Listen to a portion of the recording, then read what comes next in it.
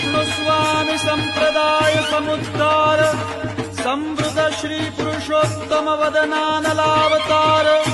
सर्वाम्नाय संचार वैष्णवाम्नाय प्राचुर्य प्रकार श्री बिल्व मंगलाचार्य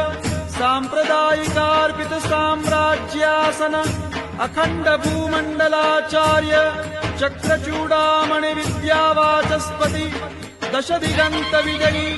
श्री भागवत प्रतिपद मणिवर भावांशुभूषिता मूर्ति पदवाद्य प्रमाण पारावार पारीण भक्ति मार्गाद्य मार्तंड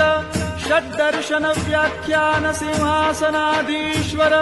श्रीराजाधिराज शुद्धाद्वैत पुष्टि मार्ग प्रवर्तक आचार्य वर्य जगद्गुरु श्रीमद्वल्लभाचार्य महाप्रभु विजयते।